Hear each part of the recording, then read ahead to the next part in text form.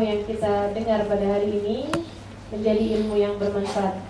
Semoga apa yang kita dengar pada hari ini dapat menjadi suri tauladan bagi kita dan membuat kita menjadi hamba-hamba Allah yang solehah dan istiqomah. Dan mudah-mudahan kisah Sayyidah Maryam yang akan disampaikan nanti ini, sebentar ini, akan menjadi salah satu dari motivasi untuk menjadikan kita Maryam-Maryam yang berikutnya, untuk menjadikan kita seperti Sayyidah Maryam di dalam kehidupan kita di atas muka bumi ini, hamba-hamba tercinta di sisinya, para siddiqah, para hamba-hamba yang bersungguh-sungguh dengan hubungannya dengan Allah Subhanahu wa taala. Fatihah biniyatin nafa' wal intifa' wal mudzakarah wat tadhkir ibtigha' mardatih wa qurbih wa thawabih wa husnul khatimah ma'lud fil afiyah wa salahil aqibah ila hadratin nabi al-fatihah.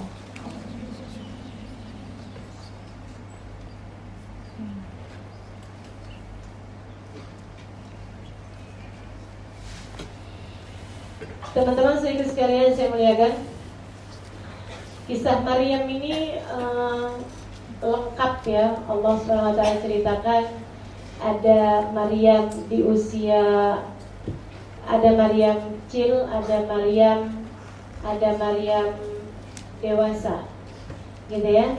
Kita akan coba mulai Maryam kecil, Maryam anak-anak. Teman-teman sedikit sekalian saya muliakan, luar biasa indahnya Nabi ketika bercerita tentang Sayyidah Maryam dan mengatakan bahwa Sayyidah Maryam adalah salah satu dari 4 perempuan surga. Kata Nabi Muhammad SAW, Nisaul Jannah Arba'ah, perempuan pemimpin surga itu ada 4, yaitu Sayyidah Maryam, kemudian ada Asia, kemudian ada Sayyidah Khadijah, dan yang terakhir Sayyidah Fatimah radhiyallahu ta'ala anhum wa arbahum wa nafa'ana bihim wa bi barakatihim fid dunya wal akhirah. Teman-teman sekalian saya muliakan, Nabi menceritakan bahwa Sayyidah Maryam adalah salah satu dari perempuan-perempuan pemimpin surga. Bahkan Allah Subhanahu wa taala menjadikan nama beliau sebagai salah satu dari nama satu surat dalam Al-Qur'an. Apa artinya kalau tidak memuliakannya Allah kepada Sayyidah Maryam? Sampai dijadikan nama satu surat dalam Al-Quran, teman-teman sekalian. Luar biasa benar Sayyidah Maryam ini. Bagaimana ceritanya? Kalau Maryam kecil, Allah ceritakan di dalam surat yang menceritakan tentang ibunya, yaitu Sayyidah Hannah dalam Al-Imran ayat 35.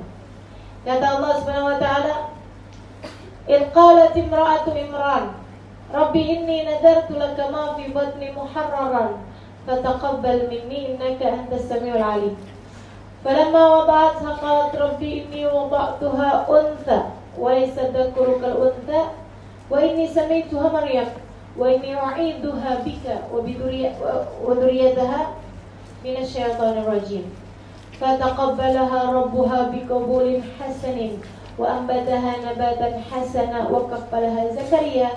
Kullama dakhala 'alaiha Zakaria al-mihrab wajada 'indaha rizqa qala ya Maryam anna laki hadha qalat huwa min 'indillah innallaha yarzuqu man yasha'u bighairi hisab.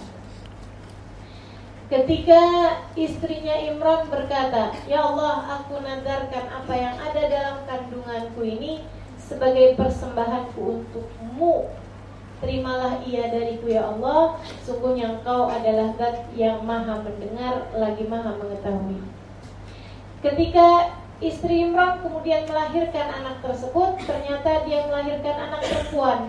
Dan tidaklah sama antara anak laki-laki dan anak perempuan. Istri Imran berkata, "Aku menamakan anak ini dengan nama Maryam, dan aku lindungkan dia dan keturunannya dari kejahatan setan yang terkutuk." Allah pun menerimanya dengan penerimaan yang baik.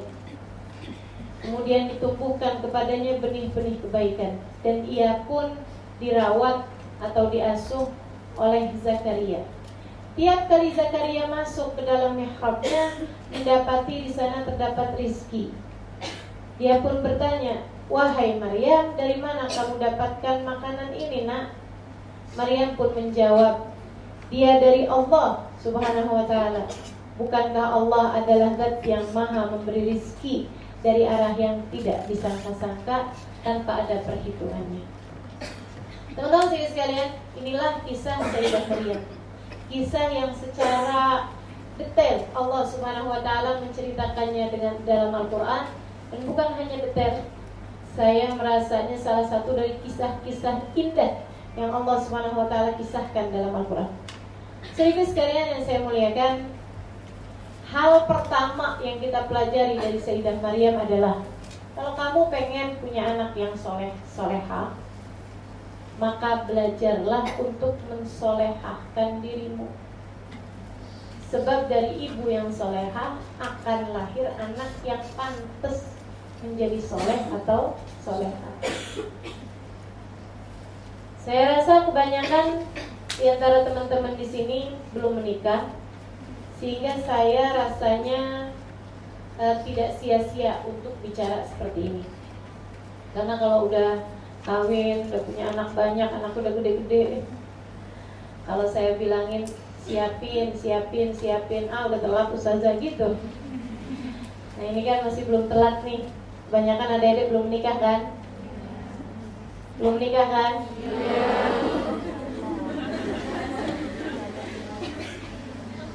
Lemes amat. Jadi sekalian saya melihatkan Sayyidah Hannah namanya, ibunya Sayyidah Maryam. Seorang perempuan sangat solehah. Dia menikah dengan seorang laki-laki sangat soleh, yang merupakan salah satu dari nabinya Allah Subhanahu wa taala, walaupun beliau bukan seorang rasul. Nabi aja, bukan rasul. Namanya Imran. Teman-teman sekalian, Imran ini berkawan sama seorang nabi namanya Zakaria alaihissalam. Mereka orang-orang soleh pada zaman tersebut dan dari keturunan orang-orang soleh. Sayyidah Hannah menikah dengan Imran ini, teman-teman sekalian. Jadi tuh kalau nyari suami harus cari yang soleh. Jangan asal suami, teman-teman sekalian. Jangan asal laki-laki. Kenapa kawin sama dia? Habisnya ustazah ada yang lamar juga lumayan. Jangan suka turunkan standar. Ini ya, perhatian buat adik-adik. Kamu layak untuk yang lebih daripada itu. Jangan suka turun-turunin standar.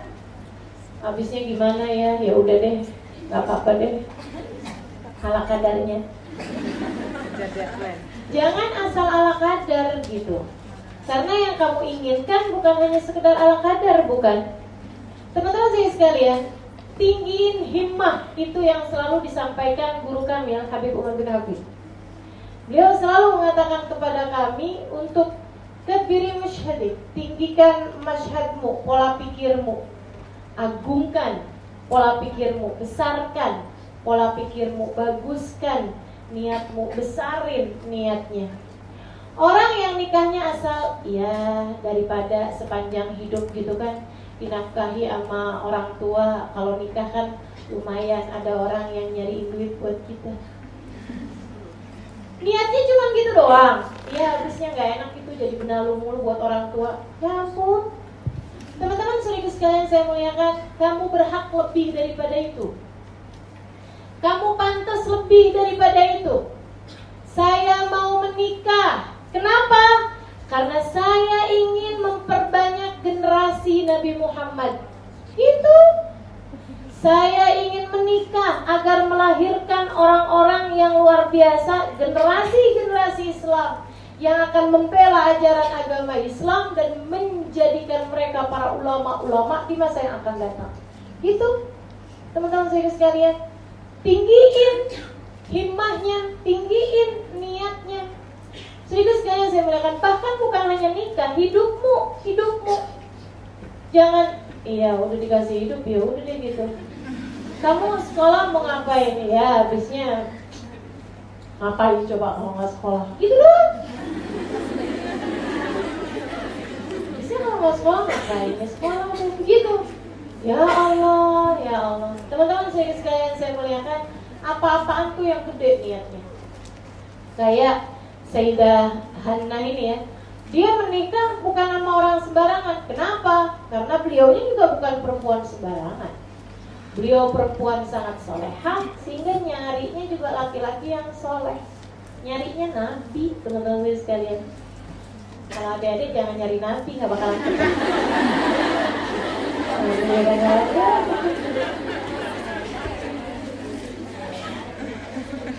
Teman-teman nikah kemudian lama nikah nggak punya anak, sampai kemudian satu waktu beliau kemudian hamil. Oh, senengnya luar biasa. Ketika hamil, dia nggak kemudian mikir, ya ampun, alhamdulillah ya, hamil juga akhirnya. Ada yang bisa saya main-mainin, ada yang bisa saya dandanin. Ibu banyak loh yang mikirnya kayak gitu amat sama urusan anak. Cuman seneng ada orang yang bisa dimain-mainin, didandan-dandanin gitu. Kamu kurang banyak main rupanya di masa kecil. Hidup gak sesimpel itu, gak sesederhana itu. Anak tidak sesimpel itu, teman-teman sekalian. Punya anak itu punya komitmen yang sangat besar sekali. Komitmennya nih harus kayak Sayyidah Hannah nih. Begitu dia merasa hamil, dia gak mikir untuk dirinya. Dia gak mikir, wah seneng nih saya nih, ada yang ngurusin saya di masa dewasa, di masa tua. Ada juga orang-orang tua yang kayak begitu. Susah nih saya belum punya anak nih. Saya takut, kenapa? Gak ada yang ngurusin saya di masa tua. Ya Allah, jadi kamu sebenarnya pengen punya anak menjadi pembantu gitu? Kamu mau punya anak mau jadi suster gitu? Anak kamu mau kamu suruh jadikan sebagai perawat kamu gitu di masa tua? Teman-teman sekalian, itu egois. Itu pemikiran yang sangat egois. Kamu hanya mikirin diri kamu sendiri. Sayyidah Hannah, lihatlah, ketika dia merasa ada sesuatu yang bergerak dalam kandungannya, ketika dia merasa bahwa dirinya tertahan mensnya selama beberapa waktu, dia kemudian tahu bahwa dirinya hamil. Apa yang dia sampaikan? Rabbi inni nazartu laka ma fi batni muharraran fataqabbal minni. Ya Allah, aku niatkan apa yang ada dalam kandunganku ini persembahanku untukmu, hadiah untukmu, wakaf untukmu ya Allah. Terimalah ia dariku. Keren teman-teman sekalian. Hebat banget pemikirannya. Ini perempuan-perempuan revolusioner. Ini perempuan-perempuan yang berpikirnya jauh ke depan. Bukan hanya 10-20 tahun yang akan datang, tapi dia berpikir untuk ribuan tahun yang akan datang, sampai kepada akhiratnya. Sebab sesuatu hanya ketika kamu persembahkan untuk Allah, menjadi punya arti, menjadi panjang, menjadi kekal, menjadi tidak fana. Akan tetapi apapun, kalau kamu meniatkannya hanya untuk dirimu sendiri, hanya untuk kesenanganmu sendiri, teman-teman sekalian, ada masa akhirnya. Nikah, kalau niatnya mau nyari kesenangan sendiri, ada masa akhirnya. Apapun aja, kalau kamu niatnya buat diri sendiri, hanya ada masa akhirnya. Saya sekolah nih, biar dapat pekerjaan yang bagus, ada masa akhirnya, ada pensiunnya, kan gitu. Akan tetapi sesuatu, kalau kamu niatkan buat Allah SWT, gak ada masa akhirnya, saudara sekalian. Panjang, sampai membawamu dalam surga Allah Ta'ala. Panjang, sampai membuatmu dapat berdiri dengan bangga di hadapan Allah dan di hadapan Rasulnya. Saudara sekalian saya muliakan, niatkan sesuatu buat Allah Subhanahu wa Ta'ala. Yang punya akal yang cerdas, belajar yang benar, niatin buat Allah. Biar saya bisa dipakai oleh Allah Subhanahu wa Ta'ala sebagai alatnya, li'la kalimatillah, untuk memberdirikan syiar agama Allah Subhanahu wa Ta'ala. Yang punya ilmu, pakai ilmunya buat bawa umat Nabi Muhammad buat punya pendidikan yang bagus. Buat apa? Buat nyari ridha Allah, buat nyari syafaat Rasulullah SAW. Yang mengajar, niatin ngajarnya, bukan hanya sekedar untuk dapat gajian kecil amat. Niatin buat nyari ridha Allah, buat nyari syafaat Rasulullah SAW. Dengannya menjadi sesuatu yang bermakna, dengannya menjadi sesuatu yang berarti, akan bawa terus, bisa kamu bawa nanti jadi tiket-tiketmu menuju surga Allah Subhanahu wa Ta'ala. Teman-teman saudaraku sekalian, apapun yang kamu punya, yang suaranya bagus, gak usah kepikiran mau daftar Indonesian Idol. Niatin kepengen bisa baca Al-Quran yang enak, biar nanti bisa setiap orang yang dengerin jadi tersentuh hatinya dengan keindahan firman Allah. Gitu teman-teman saya sekalian, niatin suaramu yang indah itu buat Allah Subhanahu wa Ta'ala, buat Rasulullah SAW. Niatin buat baca sholawatan, biar bikin orang-orang senang dengar sholawatan, senang dengar memuji-muji Nabi Muhammad alaihi wasallam, puja-pujian kepada Nabi Muhammad. Gitu buat Allah Subhanahu wa Ta'ala. Dan lihatin, sesuatu yang kamu niatkan dari sejak awal untuk Allah tidak akan pernah mengecewakan. Tidak akan pernah mengecewakan. Sebaliknya, kalau dari awal niatmu hanya untuk dunia, hanya untuk kesenanganmu semata, kamu hanya akan bertemu dengan kecewa demi kecewa demi kecewa dan seterusnya. Bagusin niat, teman-teman saya sekalian. Pahami makna lillahi ta'ala, hanya untuk Allah Subhanahu wa Ta'ala semata. Saudara sekalian, diajarin sama Hannah, ibunda Sayyidah Maryam. Rabbi ini nazartu laka ma fi batni, aku nazarkan apa yang ada dalam kandunganku ini persembahanku untukmu ya Allah. Fataqabbal minni, ya Allah terimalah ia dariku. Habis dinadarin, dia minta buat diterima. Habis dipersembahkan buat Allah Subhanahu wa Ta'ala, kan ini kayak kita ngasih hadiah. Ngasih hadiah itu yang enggak jadi penting loh hadiah tersebut kalau yang nerima hadiah enggak mau. Betul enggak? Kalau yang terima hadiah ditolak enggak jadi apa-apa teman-teman saya sekalian. Karenanya kemudian penting untuk kamu melakukan sesuatu dan minta agar sesuatu tersebut diterima di sisi Allah Subhanahu wa Ta'ala. Kamu punya apapun aja, niatkan, ya Allah persembahanku untukmu. Ya Allah aku lakukan ini untukmu. Terima iya dariku ya Allah. Terima iya dariku. Sebab kalau nggak diterima, nggak jadi apa-apa. Dan teman-teman saudara sekalian saya muliakan, penolakan selalu menyakitkan. Dari manusia aja kita udah diajarin, apalagi kalau penolakan itu dari Allah Subhanahu wa Ta'ala. Ya Allah kayak apaan? Nggak senangnya, kayak apaan menyakitkannya teman-teman sekalian. Makanya minta buat diterima. Ini yang diajarkan oleh Sayyidah Maryam. Bagaimana caranya dia agar pemberiannya ini, agar persembahannya ini kepada Allah Subhanahu wa Ta'ala yang diterima? Ia bikin bagus. Saudara sekalian, sepanjang hamilnya Sayyidah Hannah berusaha untuk jangan ada yang masuk dalam perutnya kecuali makanan yang halal. Dia menjaga dirinya dari perkara-perkara yang haram.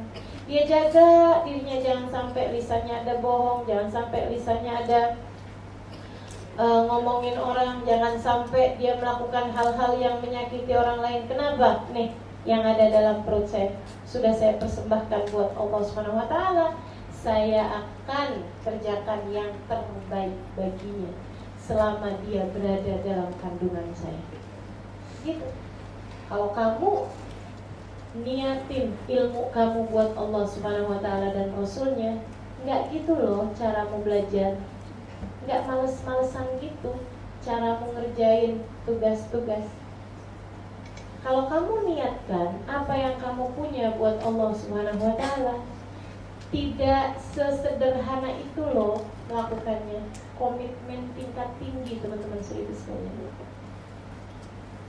Komitmen tingkat tinggi. Karenanya saya mendapati para ulama-ulamanya Allah Subhanahu wa Ta'ala, orang-orang yang paling profesional dalam mengerjakan tugas-tugas mereka di atas muka bumi. Padahal gak ada bosnya, padahal gak ada perusahaannya, tapi bisa begitu profesionalnya ngatur. Kenapa? Karena mereka paham yang mereka lakukan bukan untuk dunia, untuk akhirat mereka. Karena mereka paham yang mereka lakukan bukan untuk mencari kesenangan dirinya sendiri, tapi nyari ridha Allah Subhanahu wa taala, nyari Allah Subhanahu wa taala. Dan untuk mencari Allah Subhanahu wa taala, bukankah itu alasan yang cukup untuk kita menjadi sangat-sangat profesional? Seribu sekalian saya melihatkan ilmu profesional ini nggak didapat dari orang-orang yang kerja sebagai karyawan. Enggak, seribu sekalian, nggak kurang profesional mereka gitu. Tapi kalau kamu pengen belajar profesionalisme, belajarlah dari para kekasih Allah Subhanahu wa taala. Mereka tuh yang profesional hidupnya. Jadi sekalian, saya punya guru Babah Nur misalnya. Itu kadang-kadang semalaman ibadah. Besoknya ngajar. Ngantuk kan? Enggak. Besoknya mengajar. Berkurangkah waktunya? Enggak. Tapi kalau orang kerjainnya bukan karena Allah Subhanahu wa taala, kalau malam nggak bisa tidur, siang-siang harus ngajar, gimana modelnya coba? Maka saudara sekalian, kalau kamu di saat belajar mengantuk, yang kurang adalah niatmu. Yang kecil adalah niatmu, teman-teman saudara sekalian.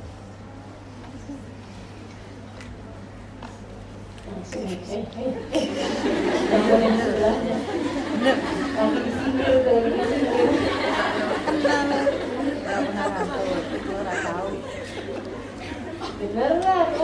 Saya dapati kasih Allah nih teman-teman sekalian.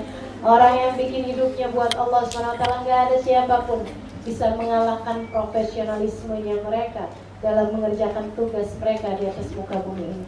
Maka lakukan seperti yang mereka lakukan, teman-teman sekalian. Sayyidah Hannah mengajarkannya kepada kita.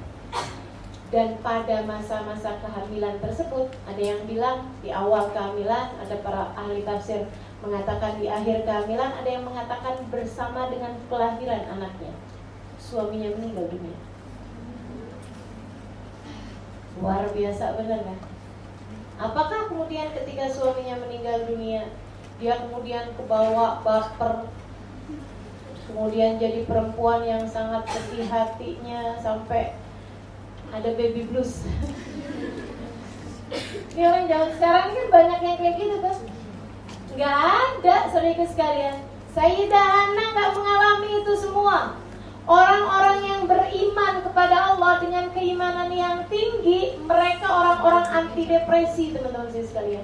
Jangan kata depresi, saya bahkan berani mengatakan bahwa mereka adalah orang-orang paling bahagia hidupnya di atas muka bumi ini. Siapa? Para kekasih Allah Subhanahu wa taala, yang Allah telah mengatakan tentang mereka, ala inna awliya Allah la khaufun alaihim wa lahum yahzanun. Sungguhnya para kekasih Allah Subhanahu wa taala la khauf, enggak punya kekhawatiran dalam hidup mereka, enggak punya takut dalam hidup mereka, wa lahum yahzanun, dan enggak punya kesedihan dalam hidup mereka. Datang hal yang tidak menyenangkan dalam hidup mereka mungkin, tapi sedih enggak. Apa yang terjadi? Nggak apa-apa terjadi. Suami meninggal dunia, ya nggak apa-apa gitu. Tapi khauf, rasa takut, wah siapa nih yang gedein anak ini nantinya? Nggak ada takut mereka. Khawatir, waduh ini nanti siapa yang nafkahin anak saya? Nggak ada, teman-teman saya sekalian.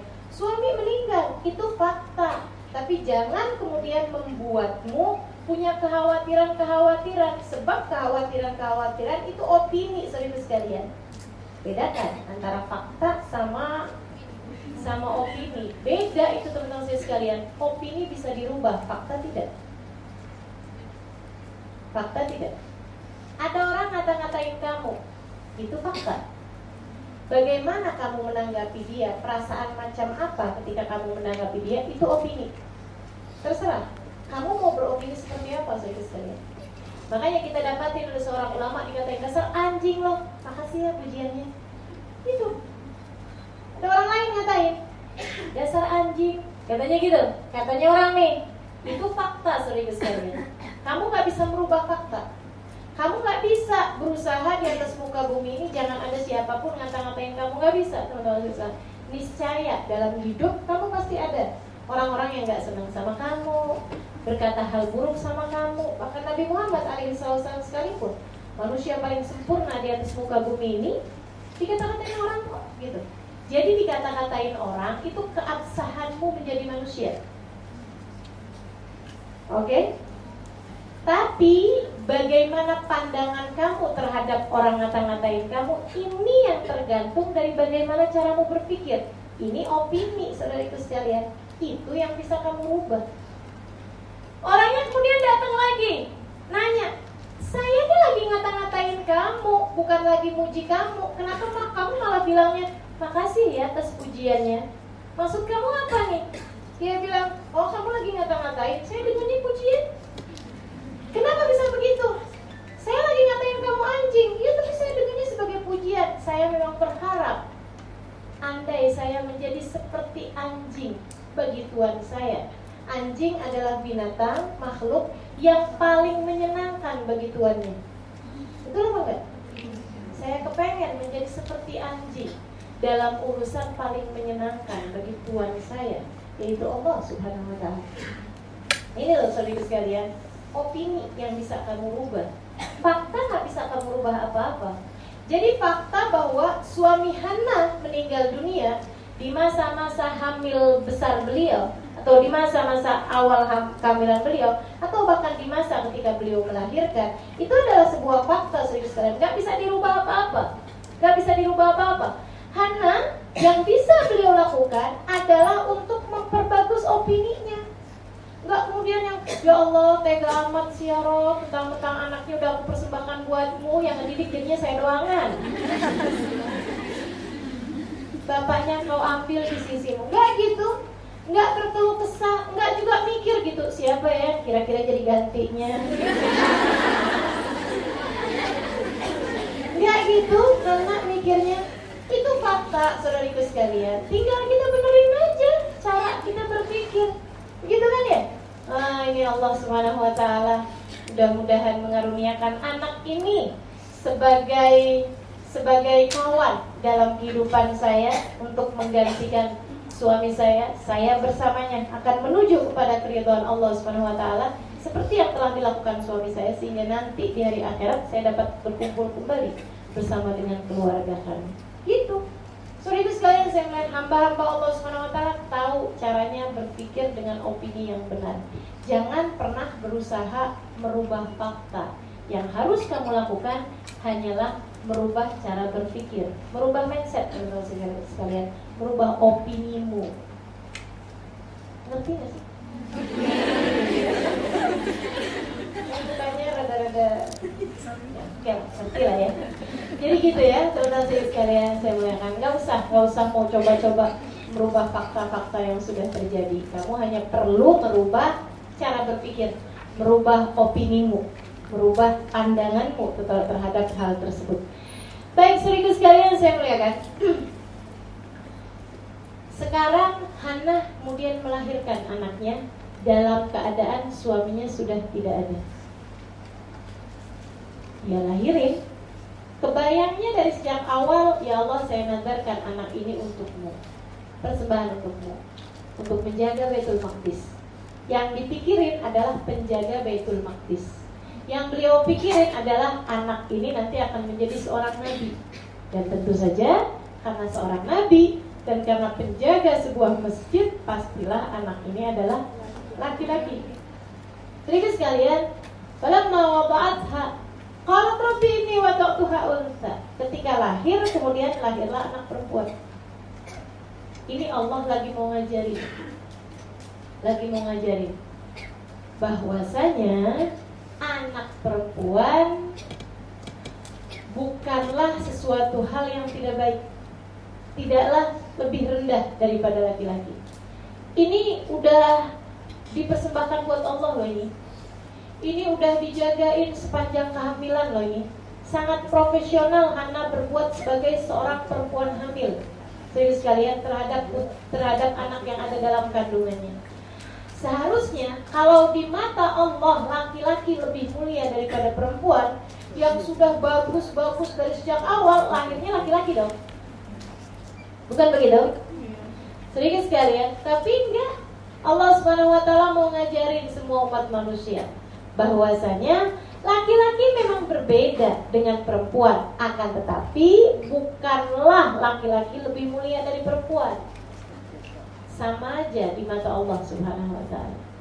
Sama aja, perempuan laki-laki bisa menempuh jalan kemuliaannya masing-masing. Ketika kemudian dia lahir, walaisa dzakaru kal untha, laki-laki tidaklah sama dengan perempuan. Teman-teman sekalian, laki-laki tidak sama dengan perempuan.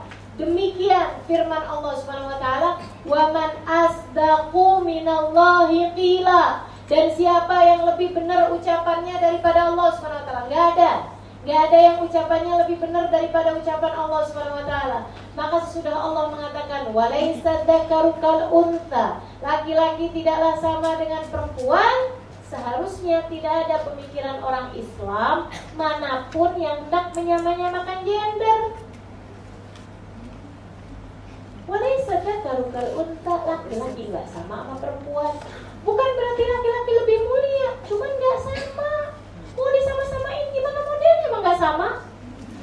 Sehingga sekalian saya melihatkan itu sama aja kayak antara piring sama sendok misalnya. Sehingga sekalian saya melihatkan mana yang lebih mulia? Gak ada yang lebih mulia, sama-sama aja. Cuman kamu hanya perlu memperlakukannya sesuai dengan yang semestinya. Kan begitu ya? Antara piring sama sendok gitu kan? Atau antara sendok sama pisau misalnya teman-teman sekalian. Secara saya jarang-jarang pakai garpu. Jadi antara pisau sama sendok misalnya gitu. Kamu kalau mau ngambil kuah ya jangan pakai pisau. Kalau kamu mau ngiris jangan pakai sendok. Kan begitu? Gitu loh. Jadi beda fungsi, saudara sekalian. Laki sama perempuan beda kata Allah Subhanahu wa taala. Beda di fungsinya. Bukan berarti yang satu lebih hina daripada yang lain. Jangan kemudian mau disama-samain auratnya laki-laki antara pusar ke lutut, perempuan juga dong. Maksudnya teman-teman saudara sekalian, warisan laki-laki perempuan katanya setengahnya dari laki-laki. Kenapa nih ada ketidakadilan dalam Islam? Mestinya disama-samain. Saudara sekalian nggak bisa. Walaisa dzakaru kal untha. Tunggu dulu ya, kenapa dalam rumah tangga yang berhak menceraikan hanya laki-laki? Perempuan juga dong mestinya. Oh nggak bisa teman-teman sekalian. Perempuan nggak boleh dikasih hak cerai. Kenapa? Batasannya bukan 3, mestinya 1000. Yang berantem dikit aja cerai, betul nggak? Oh kalau laki-laki nih ya boleh dicerai sama perempuannya, nggak ada suami yang bertahan. Batasan cerainya bukan 3 lagi seperti yang tadi saya bilang. 999. Jadi kalau kemudian hari ini cerai, sudah ceraiin lo, kata lakinya sisa 870. Enggak kena, emang enggak sama teman-teman saya sekalian. Tapi bukan berarti hina. Enggak sama masalahnya. Perempuan banyak bawa perasaan, laki-laki banyak berpikir pakai logika. Walaisa dzakaru kal untha. Kamu hanya perlu menjalani apa yang sudah ditetapkan oleh Allah SWT dengan cara yang terbaik. Begitu. Saudara sekalian saya muliakan, kayak Sayyidah Hana mengajarkan kita seperti itu. Walaisa dzakaru kal untha. Ini sama itu Maryam dikasih nama dengan nama Maryam. Wa inni u'idzuha bika wa dzurriyyataha minasyaitonir rajim. Perkara penting. Dan aku lindungkan anakku ini dan keturunannya dari kejahatan setan yang terkutuk. Aku lindungkan, ya Allah, aku mohon perlindungan kepadamu. Jagalah anak ini dan keturunannya dari godaan setan yang terkutuk. Saudara sekalian yang saya muliakan, dia dari awal-awal mohon penjagaan kepada Allah SWT. Anak ini dari kejahatan setan yang terkutuk. Hamil diniatkan buat Allah, lahir dimohonkan perlindungan kepada Allah. Begitulah seharusnya kita terhadap anak-anak kita. Dijauhkan dari keburukan-keburukan. Dan kita minta kepada Allah untuk menjaga mereka seperti Allah Subhanahu wa taala menjaga hamba-hamba tercinta di sisinya. Katanya Nabi Muhammad SAW, semua anak ketika lahir digangguin sama Ummu Sibyan. Siapa Ummu Sibyan? Setan yang suka godain anak-anak. Karenanya kemudian mereka biasanya ketika lahir nangis. Ya. Illa Maryam wabnaha, kecuali Sayyidah Maryam dan anaknya, yaitu Nabiullah Isa alaihissalam. Kenapa? Karena apa yang dilakukan oleh Sayyidah Hannah ketika kelahirannya, yaitu memperlindungkan anak tersebut dari kejahatan setan yang terkutuk. Gitu saudara sekalian. Makanya penting anak kalau lahir dibacakan ayat itu juga. Wa inni u'iduha bika wa dzurriyyataha minasyaitonir rajim, selain daripada adzan, qomat seperti yang sudah kita tahu. Saudara sekalian saya muliakan, seindah-indah kehamilan sekaligus kasih balasannya. Apa balasannya? Fataqabbalaha rabbuha biqabulin hasanin wa ambataha nabatan hasanah. Kata Allah, maka Allah pun menerima dengan penerimaan yang baik. Maryam nih jadi anak yang diterima sama Allah Subhanahu wa taala. Diterima sebagai apa? Sebagai hambanya. Bukan urusan diterima di sekolah yang bagus, bukan urusan diterima di SD atau TK yang bagus, teman-teman sekalian, atau bahkan universitas yang bagus ketika dewasanya. Enggak. Tapi Allah Subhanahu wa taala menerima dia sebagai hamba Allah Subhanahu wa taala, sebagai hambanya Allah. Dan Allah nih kalau udah menerima seseorang, jadinya kayak gimana? Kayak Maryam, teman-teman sekalian. Apa yang Allah lakukan ketika awal-awal diterima nih? Apa yang Allah lakukan? Ini cakep banget nih. Ambatahallah nabatan hasanah. Allah tumbuhkan dalam hatinya benih-benih kebaikan. Ini gak ada tokonya, gak ada dokternya, gak ada vitaminnya. Gimana caranya biar nanti anak saya lahir dengan benih-benih kebaikan dalam hatinya? Saya harus minum vitamin apa? Kita gak ada ceritanya. Serius sekalian, benar-benar hasil dari qabul atau rad dari Allah SWT. Diterima atau ditolak sama Allah SWT. Kalau kamu dari mulai nikah, kemudian hamil, kemudian melahirkan dengan cara-cara yang diridhoi Allah Subhanahu wa taala, kamu jalankan tugas kamu sebagai seorang istri dengan cara yang paling diridhoi Allah Subhanahu wa taala. Kalau kamu punya anak, kalau kamu kemudian melahirkan anak, sangat berkemungkinan anak tersebut menjadi seseorang yang ambatahallah nabatan hasanah. Makanya ibu teman-teman saya sekalian, untuk melahirkan anak yang baik diperlukan ibu yang baik. Untuk melahirkan anak yang baik diperlukan suami yang baik, ayah yang baik bagi anak tersebut. Karena itu cikal bakal agar Allah Subhanahu wa taala mau memperlakukan anak kita dengan baru lahir aja udah ambatahallah nabatan hasanah. Allah tumbuhkan dalam hatinya benih-benih kebaikan. Teman-teman sekalian saya muliakan, saya pernah, ini sekedar nggak usah deh, ceritanya masih panjang.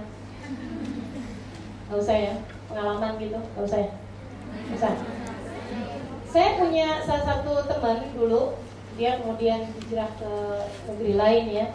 Waktu dia tinggal di sini, saya ada kasih kajian sama dia. Dulu masih belum banyak jadwal saya, jadi saya kasih kajian sama dia. Awal-awal saya datang dari Hadramaut, dari Tarif, awal-awal tinggal di Jakarta. Saya kasih kajian setiap Senin di rumah dia, Pak Gadong. Itu teman saya ini punya anak umurnya sekitar 5 tahunan, teman-teman saya sekalian. Tapi Masya Allah, setiap kali saya datang, itu dia akan nyambut di depan pintu dengan senyumnya, dengan dia udah pakai kerudungan. Umur 5 tahun loh ini, lucu banget gitu. Anaknya cantik. Dia kemudian akan yang Ustazah, dia ciumin tangan saya, dia pelukin saya, ahlan wa sahlan Ustazah, kayak gitu. Terus nanti sepanjang saya ngajar, itu dia akan yang, saya nggak tahu dia nulis apa, pokoknya sibuk gitu. Sibuk sama buku, sama bolpennya dia gitu, kayak sok-sok ngerti gitu ya. Kayak ibu, miniatur ibu-ibu muda. Karena masih umur 5 tahun gitu ya. Sementara yang ada di sekitar situ sekitar ibu-ibu muda semua, teman-teman mamanya gitu kan. Jadi dia kayak miniatur ibu muda gitu. Dia nulis gitu. Terus kalau udah mic-nya ada gangguan misalnya atau apa, dia kayak sok-sok sibuk gitu kan, pergi ke tempat mic. Gaya banget. Jadi sekalian sampai habis selesai majelis tuh, kita biasa sholat gitu kan, sholat berjamaah. Itu dia yang rapi-rapiin sejadahnya orang-orang. Itu rapi banget gitu ya. Terus tuh satu hari dia lihat saya sholat qobliyah, dia nanya, "Sudah sholat apa?" Saya bilang sholat qobliyah asar nak gitu. berapa rakaat, 2 rakaat, niatnya gimana, dia langsung kerjain. Dan mulai hari-hari itu, besok-besoknya ceritanya ibunya, ustazah, dia nggak pernah tinggal, tahu ustazah, qobliyah asar. Qobliyah asar doang, yang lain-lain karena yang lain-lain nggak ada yang nunjukin sama dia. Sholat fardunya dia udah kerjain 25 tahun loh ini, subhanallah. Terus nanti kalau saya mau pulang, itu kayaknya yang sedih banget gitu, kayak gimana gitu, nungguin Senin lagi tuh kayak lama gitu buat dia gitu.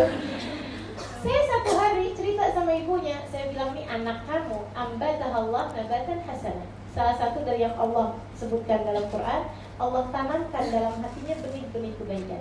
Ibunya bilang, ya Allah ustazah, anak saya nih ustazah, saya tuh suka kalau melihat dia, suka ngerasa, kok gak pantas ya jadi anak saya. Emaknya kayak gini loh. Emaknya kayak gini gitu, bapak dia kayak gitu ya. Tapi kok anaknya kayak gini gitu, kayak yang aneh gitu, maksudnya kayak nggak pas gitu loh Allah ngasihnya. Dia bilang, saya tau nggak, satu hari dia bilang, saya ini ada pulang dari satu tempat, pulang dari liburan, tapi suami saya masih tetap di sana gitu ya, karena ada urusan kerjaan. Saya pulang sama anak saya, dia punya anak 2 ya, anak yang umur 5 tahun itu, sama ada anak kecil masih merangkak, umurnya iyalah, tahulah umur merangkak, belum 1 tahun.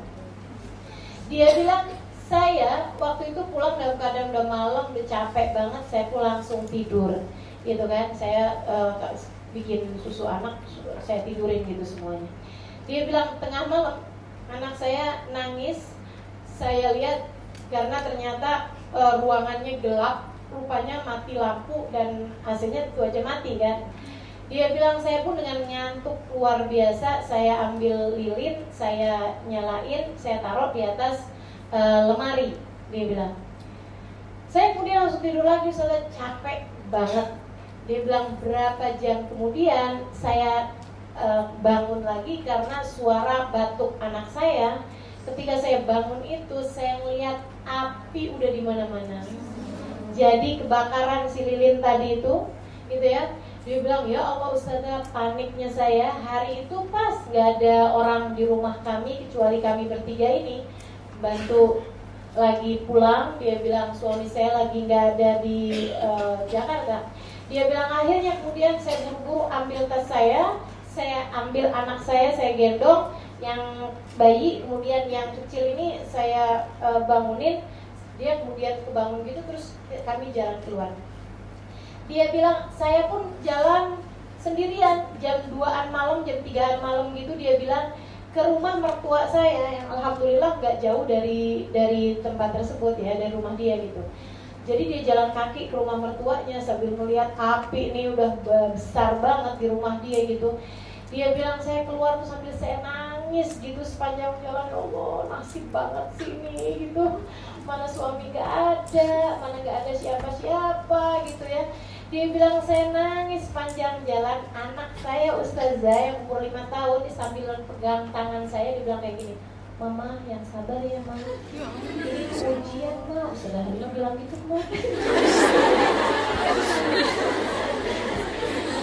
Orang hidup tuh memang diuji ma, ini ujian buat mama. Gak apa-apa ma, yang kehilangan harta aja kan kata ustazah gak apa-apa ma, yang penting kan mama gak kehilangan keluarga. Dia bilang, ya Allah ustazah, lagi dia ngomong tuh ustazah, perasaan saya kayak ustazah Halima lagi lagi nasehatin di telinga saya. Ya Allah, ini anak luar biasa bener ustazah. Dia tuh cerita gitu kan tentang beberapa hal tentang anak itu yang bikin saya memang luar biasa. Anak kamu ambatahallah nabatan hasanah. Saya tanya sama dia, saya bilang, oke, kamu ngerasa bahwa kayak gak pantas gitu punya anak seperti dia, tapi saya yakin ada sesuatu hal yang kamu lakukan di masa kamu hamil atau di masa kamu sebelum hamil gitu kan, untuk bisa anak kayak begitu tuh ada pasti yang kamu lakukan. Dia bilang iya sih ustazah, saya tuh kalau lagi hamil dipaksa tahajud sama suami saya. Gak apa-apa dipaksa juga, gak ada urusan, yang penting bangun tahajud. Dia bilang saya tuh dipaksa tahajud ustazah, kalau lagi hamil kan gak datang mens, jadi kan dia bisa istiqomah istiqomah tuh tahajud. Tiap kali saya lagi capek, saya lagi sakit, saya lagi males gitu, suami saya bilang kayak begini, ayo dong bangun dong tahajud dong. Kesian loh anak kamu, saya bangunin kamu bukan karena kamu, karena anak.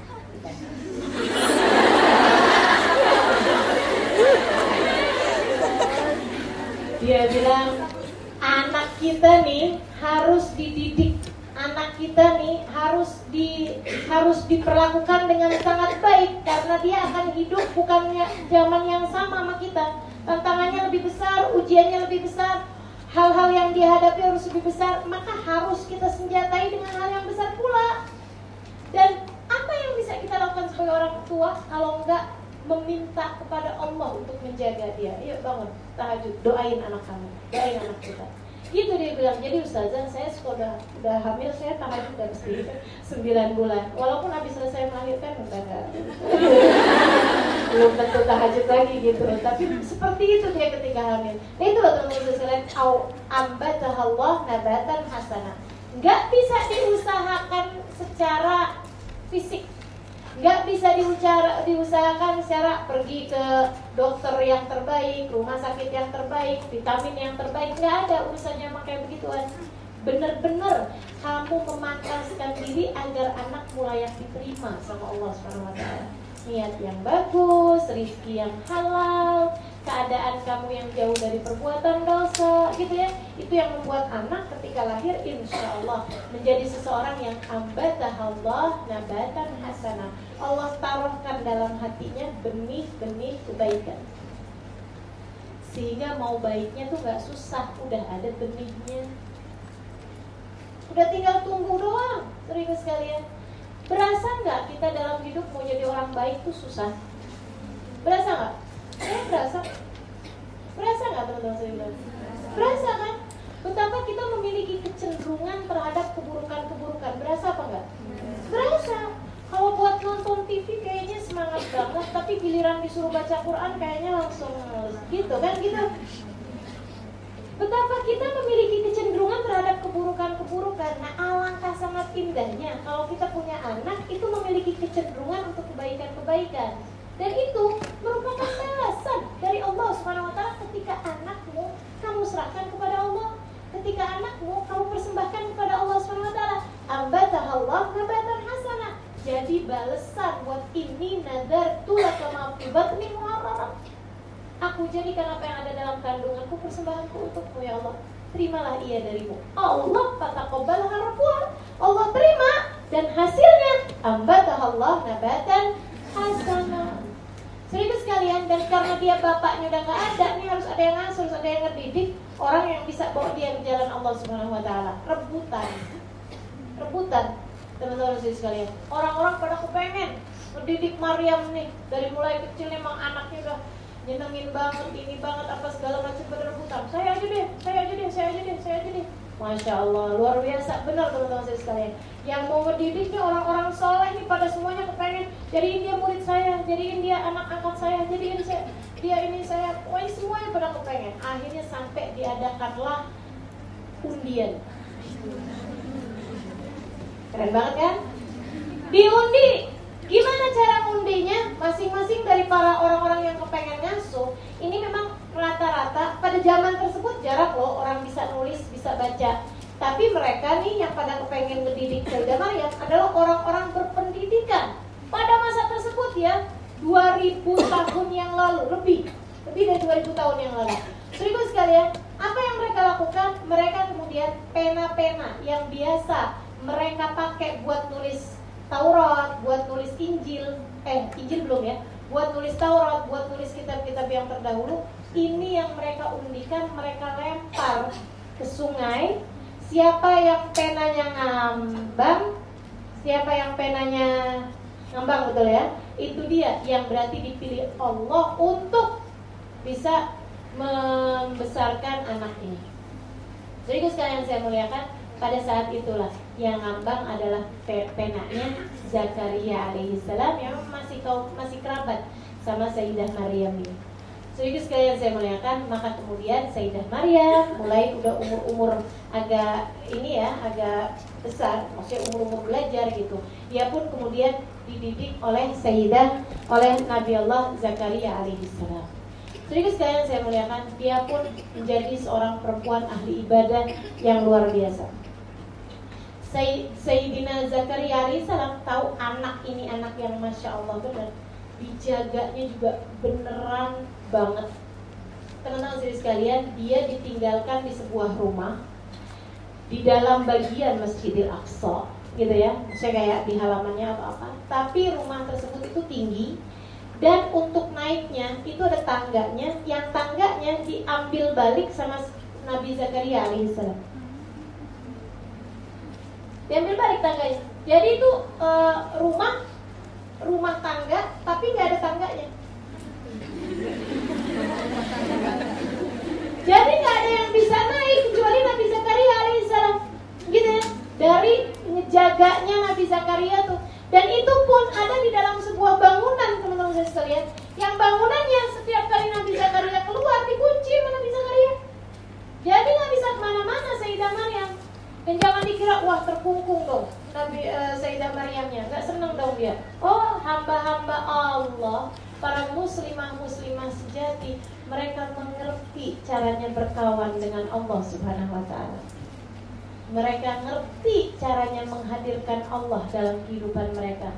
Mereka pun selalu berada dalam mihrabnya, berzikir, beribadah kepada Allah Subhanahu wa taala. Di sanalah surga mereka. Allah pandang Sayyidah Maryam dengan pandangan penuh cinta. Saudara sekalian yang saya muliakan, sampai kemudian balik. Waktu masa kecil ini udah mulai kelihatan nih. Ada satu masa kan yang bisa masuk ke situ cuma Nabi Zakaria alaihissalam. Teman-teman saya sekalian dan ibundanya ya, terus saja Sayyidah Hana gitu di waktu-waktu tertentu datangnya barengan sama Nabi Zakaria gitu kan. Nah itu saudara sekalian saya muliakan, dia bawa dong makanan-makanan Nabi Zakaria ini untuk Sayyidah Maryam.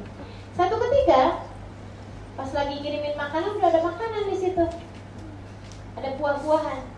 Tapi Nabi Zakaria diem aja, dipikir oh ini mungkin ada ibunya yang tadi waktu datang itu ngasih buah itu mungkin, gitu ya.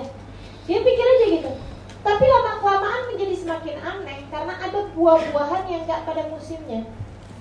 Nggak musim rambutan, tapi ada rambutan. Saya nggak tahu buah apa ya. Biar gampang aja, buah yang pakai musim rambutan, gitu kan. Nggak musimnya mangga, ada mangga di situ kan aneh nih. Jadi nanya kemudian, Maryam, dari mana nih nak kamu dapetin buah ini? Keliling sampai Gempur juga nggak ketemu di pasar-pasar. Nyari-nyari di mana juga nggak ketemu karena memang nggak pada musimnya gitu, nggak ada sama sekali di kota tersebut buah itu gitu.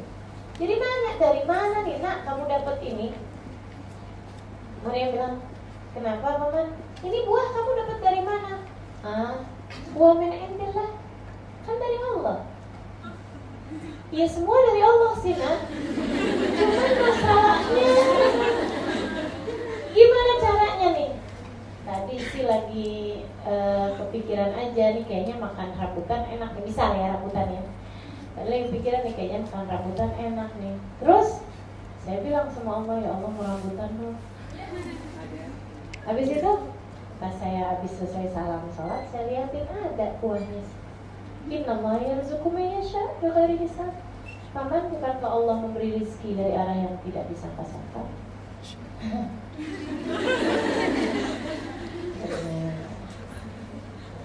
Hunalika da'a Zakaria rabbah.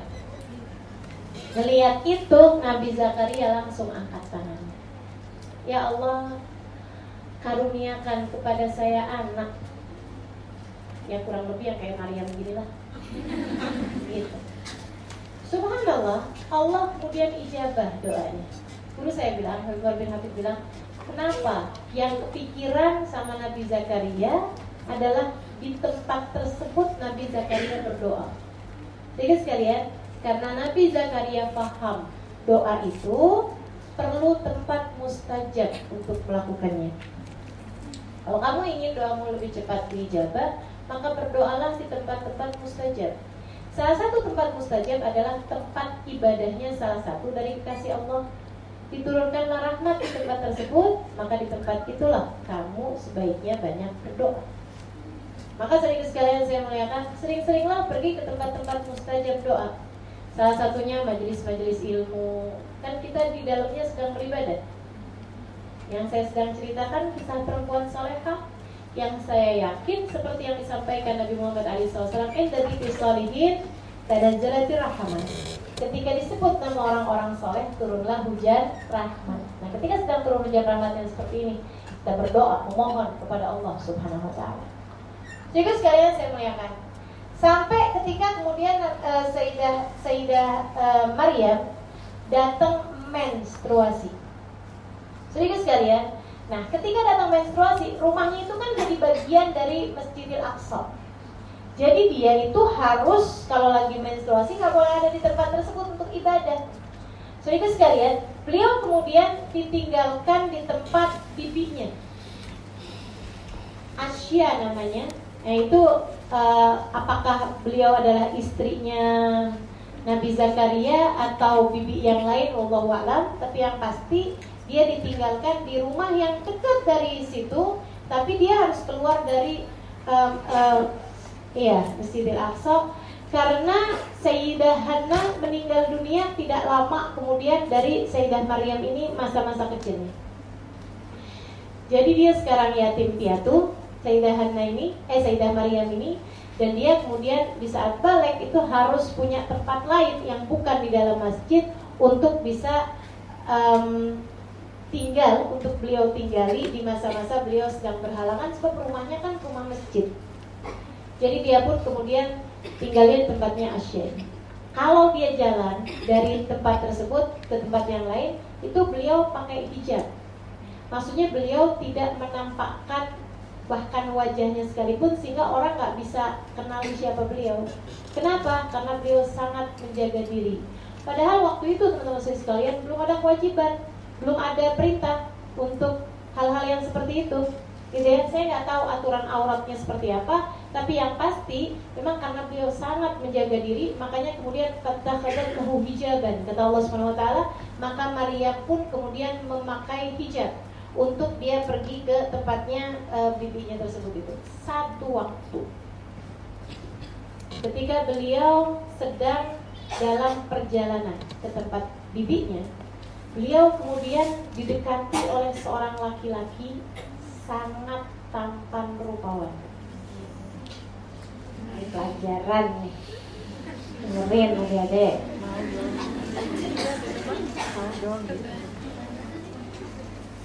Wadkur fil kitabi Maryam. Mana ya?